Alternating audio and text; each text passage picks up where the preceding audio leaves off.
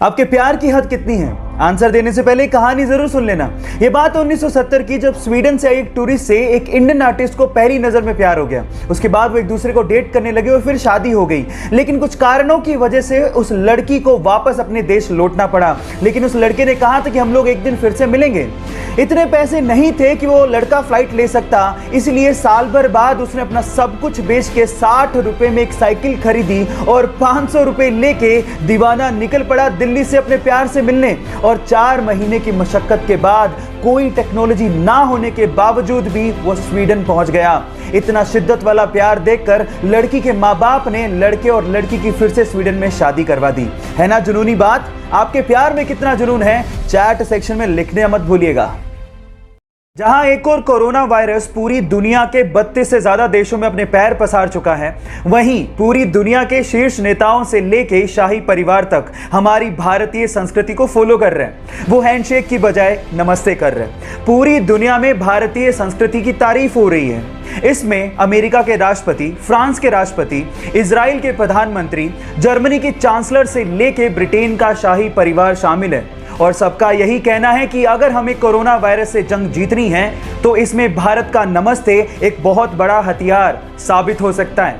हमें गर्व है अपने भारतीय होने पर और भारतीय संस्कृति पर, तो इसीलिए करो ना नमस्ते। ये बात है फरवरी 2019 की, जब कुछ मछुआरे मछली पकड़ने के इरादे से इटली के तट से समंदर में पहुंचे। जब वो समंदर के बीचों बीच थे तो उन्हें कुछ दूरी पर कुछ तैरता हुआ दिखा। शुरू में तो उन्हें लगा कि शायद ये कुछ लकड़ी के टुकड़े हैं, लेकिन जब पास जाके उन्होंने देखा तो वो ये देख के हैरान रह गए कि वहां पर 2 हिरन तैर रहे थे। Oh my God!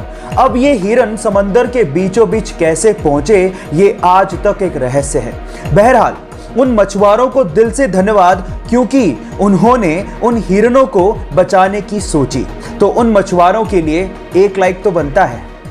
2016 में ऑस्ट्रेलिया से मार्क नाम का एक लड़का अपने पिता को लेकर जैसे ही हिंद महासागर में मछली पकड़ने के लिए पहुंचा तो कुछ दूरी पर उन्हें पिंक कलर की बोल नुमा एक बहुत बड़ी सी चीज दिखाई दी। शुरू में तो उन्हें लगा कि शायद कोई नाव पलट गई है, लेकिन थोड़ा पास गए तो समझ में आया ये नाव तो नहीं है, लेकिन बहुत अजीब सी चीज थी।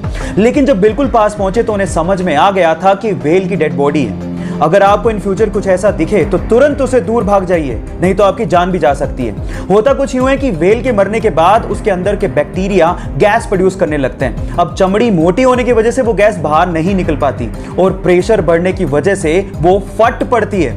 अब अगर ऐसा कुछ दिखे इन फ्यूचर तो सावधान जरूर रहिएगा। एक बार एक विदेशी यात्री भारत घूमने आया और टैक्सी करके पास के एक होटल पहुंचा। जैसे ही वो होटल में चेक इन कर रहा था, उसे पता लगा कि उसका पर्स टैक्सी में रह गया है। उसने होटल वालों को कहा कि प्लीज आप टैक्सी वाले से कांटेक्ट करिए, लेकिन उन्होंने कहा कि हमारे पास टैक्सी वालों के कांटेक्ट नंबर नहीं है। उसने भी बहुत कोशिश करी, लेकिन टैक्सी वाले का कहीं पता ही नहीं लगा। वो पूरी तरह से घबरा गया था, क्योंकि उसका क्रेडिट कार्ड, उसके आइडेंटिटी कार्ड सब पर्स के अंदर थे। लेकिन 2 घंटे बाद वो टैक्सी वाला आया और उसने उस विदेशी यात्री को उसका पर्स थमा दिया। विदेशी यात्री ने खुश होकर उसे $70 देने की कोशिश करी, लेकिन उसके बाद जो टैक्सी वाले ने जवाब दिया वो आप लोगों को सुनना चाहिए।